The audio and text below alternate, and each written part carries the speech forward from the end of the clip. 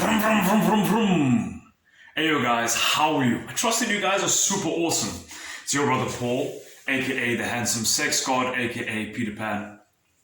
And today we're here in the spaceship, as you can see. It's actually, I'm gonna let you in on a secret. It's a bathroom.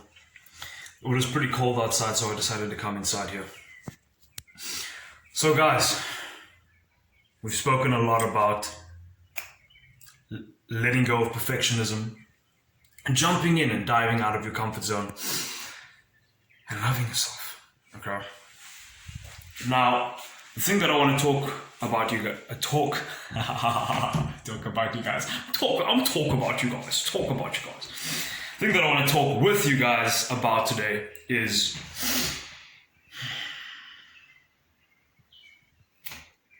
trusting your fucking gut. Okay, trusting your heart. A lot of people would normally ask me these questions, and a lot of you guys have also asked me this question. Paul, how did you get so confident? Or how did you get the muscle mass that you get, or that you got? Or how did you get those goals? How are you so good with ladies? And how come so many hot girls are attracted to you? And how come you're so sociable with people? And how come you're just so, what else? Some people have asked me on my other music channel, Paul, how are you so good at rhyming words together and stuff like that? Because I rap. For those of you who are new to the channel, I rap as well. It's a passion of mine. So the answer to this question is trusting yourself. Okay, trusting yourself. I'll give you some stories because I don't just want to throw fucking words at you and nouns and verbs and shit like that. Fuck that. Okay, I'm gonna give you some stories, anecdotes from my life, so that it can seep into your subconscious and you can take action on it and implement it in your own life. Okay, you see how it applies to you. So I got this new ring, by the way. It looks like a king's ring. Take a look at it. It's pretty big for my thumb actually, but I like it.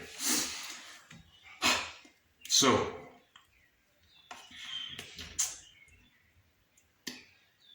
sometimes when you're following a passion, like let's say you want to get great at making music, like me, rapping, right? You're following a passion, there's a moat, so to speak, right?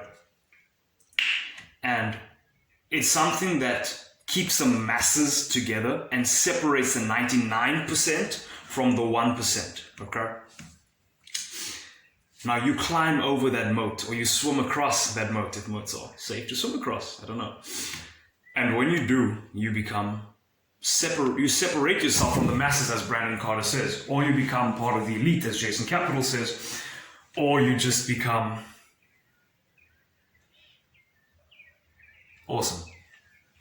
So I remember this time when I was in Botswana and I just started getting really, really passionate about rapping. This was years ago. And I found myself just freestyling, and I would walk through the town with my buddies. I remember my mom dropped me off at the shop. So majority of my friends back then, almost all of them were all like rappers, dancers, music producers, people who are into like the whole music, hip hop culture type of thing. And I was just my whole social circle pretty much for those people. And we would hang out together and stuff. So I remember one day my mom, she dropped me off at this store, right? And I had been writing raps on my phone, but today, this particular day that she dropped me off there, I just had this creativity just oozing out every edge and crevice, every side, okay? And I got out of the car, and while we were driving, actually, I was rapping, freestyling. Just right off the domes, these amazing lines. I was impressing myself. You know how hard it is to impress. I was fucking impressing myself. That just tells you how fucking amazing those flows were. So I climbed out of the car and I'm still rapping. And I meet up with my buddies and I'm like, hey guys, blah, blah, blah, blah, blah. I was probably mentioning them in the raps. Like I wasn't talking to them with normal words. I was probably freestyling the greetings to them. Like, yo, what's up guys? Blah, blah, blah, blah, blah, blah, blah, whatever the fuck. And I remember we walked and they were like, yo, Paul, this is amazing. How are you doing this? Paul, how are you doing this, man? This is whatever. And we're walking. And at that time, this may not be easy for you to believe, but I wasn't that confident back then, okay? I wasn't that confident. I had it inside of me, I just hadn't realized it yet. So when I started rapping and freestyling so powerfully, I found that I had this grounding source of confidence inside of myself, and I was expressing something that just made me feel so on top of the world, like I was just spreading my wings. And I remember walking past some people, and these people walking past, and I was just rapping about this person, like, oh, blah, blah, you're wearing this clothes, blah, blah, blah, you're wearing that, you're wearing this, blah, blah, and I'm feeling like this, and the road in the sky, and blah. And this went on for a while. Eventually my friends are like, okay, Paul, that was really amazing, but now it's like, dude, this is long now. I think I went on for like an hour or something, just freestyling off the dope shit. And I went to like a high school there, or a school, and I was busy rapping there as well. Anyways, so one day I went around asking people if I can rap for them. And I was doing it out of the passion, actually. I wasn't so, as I am now, like focused on like a vision. It was still the beginning, the dawn of it all. And I recall that moment when one Saturday came along. And my buddies told me, yo, Paul, there's this thing, it's called the agricultural event. You gotta come, dude, you gotta come. It's awesome. Like, it's awesome people there. There's sometimes celebrities pop around. Sometimes there's like these things happening, performances there. There's cows as well. I don't eat meat anymore, by the way. Ever since I got my dog. And now, I remember I was freestyling for people there at this event, and people were loving it. People were amazed. Dude, how are you doing this? People were around me. And then one guy, right, he came up to me.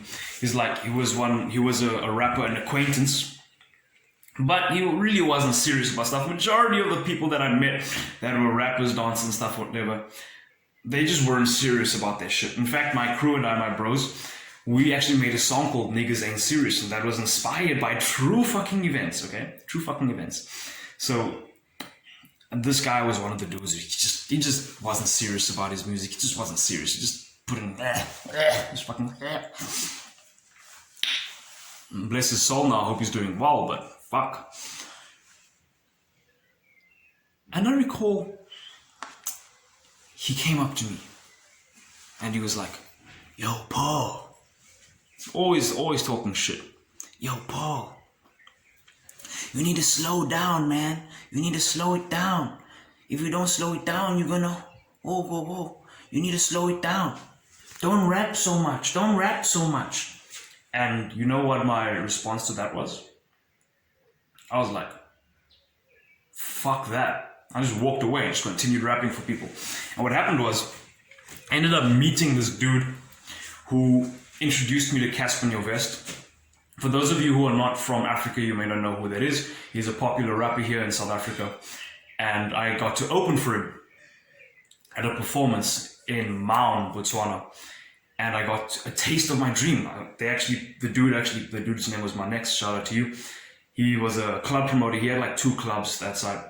And so he paid for a 5-star hotel for me to stay in. I got my own room. My dad got his own room. Like, I got a fucking double bed. I got this flat screen TV. I got my own fucking shower and shit. And it was luxurious, dude. And I also got paid to perform one song. And the song was like 1 minute. It was literally like 1 minute, maybe 59 seconds. I don't know.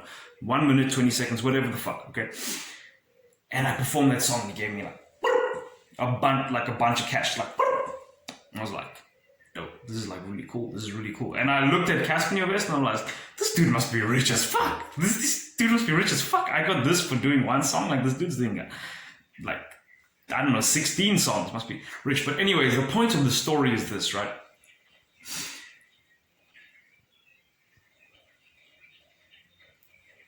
Had I listened to that dude, I would have became like him. Fuck that. Okay? Because I listened to my heart and I followed my own intuition, my own desires, I became more like myself. I became more like my true expression of who I am and who I want to be. Okay? And I ended up having a taste of my dream. it honestly, it opened my eyes. I actually hadn't grown or matured that much back then. So before that whole experience, I was actually a bit of a hater. It's funny. And then I became a lover, right? A lover of people. You know when people hate in people's music and shit, and like, oh, he's talking about drinks and girls, he's talking about cars and clothes. Okay, I was at that low level of consciousness back then, just hating on shit like that. But then after that experience, I got to step into the shoes of the person. I actually met Casper. Was actually a really chill dude, it seems to me, in the first 10 seconds that we were talking, or a minute, or a couple minutes or whatever. But I began to appreciate people's music regardless of whatever their music is, whether it's mumble rap or whatever the fuck. I'm like, okay, if it gets you your shit, good for you. But anyway, that's a side note. That's just an aside thing. So I just like appreciate people now because I've elevated, okay? However, if people are just being fucking losers and trying to bring other people down, then I'm just going to point it out. That's all. Yeah, just going to point it out. Anyways, I became a lover of people and people's success. When I see someone succeed, I'm like, fuck yes, you get what you want. Good job, good job. Fucking cheer it on. Okay, that's what winners do. So, trust yourself, okay? You trust yourself. That's how I got like really great with my music. Just constantly like fucking people's opinions right in the asshole with no lube. And it's actually very similar with how I got my confidence as well, and how I got the knowledge that I have and how I've become who I am. You'll even see like, you can tell the pigeons from the eagles, you can set them apart by how people respond to you. You can tell when someone's like cheering you on and shit, you're like, huh, you have the DNA of an eagle inside of you. Someone else is like, fucking duck, shut the fuck up, you duck. Don't talk to me, go talk to your fucking loser friends or whatever the fuck. But then if there's like a winner talking to you, it's like, dude, thank you for the encouragement. Jay-Z, uplifting. Will Smith, he uplifts people. People who are at the top of the food chain uplift people, they bring them up, okay? Just like I bring people up. If you've got a goal and you've got a dream and you tell me about it, how do I normally respond, right? I'm like, dude, fucking go for it, right? Believe in yourself. Go for that stuff, okay? This is how awesome people just generally respond to things, okay? If someone's got a vision. Because we believe in ourselves, okay? I'll tell one more story. I gotta go just now, so I'll give you guys one more story before I go. Last night, I started using this whole dating app thing, right? I think some of you guys may already know my college story, how I became popular in college and whatnot, with the girls and whatnot, and the bros. But I'm gonna share a story from recent now. I was actually on this dating app thing, and a ton, like, okay, I didn't get along with the mediocre girls. The mediocre girls I didn't get along with. Hey, they're just too fucking sensitive and fragile about shit. I can't joke with them about anything. But then the hotter girls, more confident girls, there are exceptions where mediocre looking girls are more confident. But then it's just like, I just get along better with the hotter girls. Like, they just seem to like me more. They favorite me. They click like on the date again button. I'm not sure what it's called, but they click on a button that allows them to date me again in the future on this app. We're video chatting now, so it's face to face, like a Skype Zoom call, whatever. And as I'm doing this, they have like viewers, followers, just simps, fucking just simping and shit. Which is okay, I understand. They're just part of the circle of life. They're there to give us relative value in this game of existence, so that there can be the simps and the pimps, you know, because what would the pimps be without the simps, right? So thank you, simps, for playing your part, okay? Us pimps, we thank you, okay? Now, I'm being such a dick, I'm being such an asshole. Bless your souls, guys.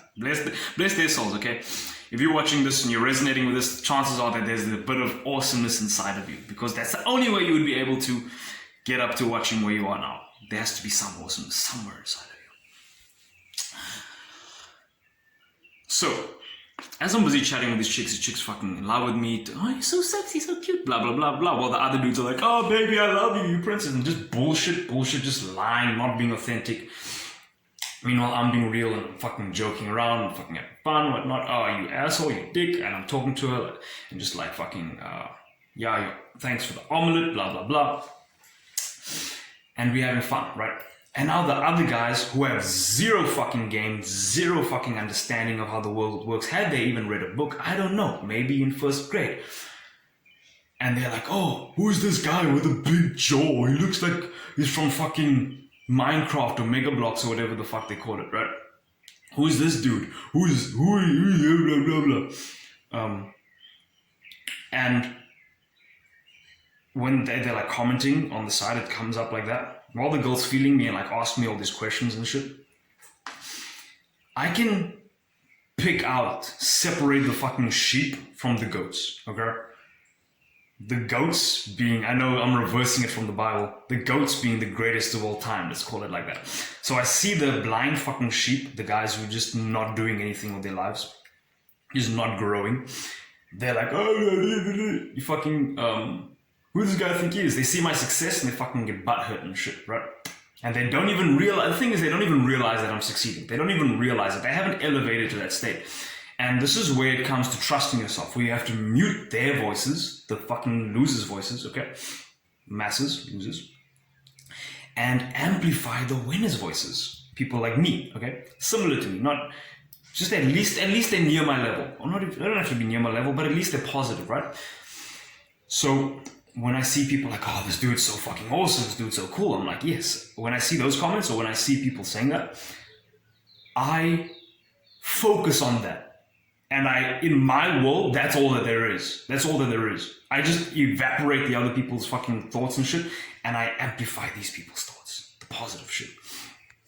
And so now I've got like this ton, like I think like 14 or something. I started like the day before yesterday. Yeah, the day before yesterday on this app.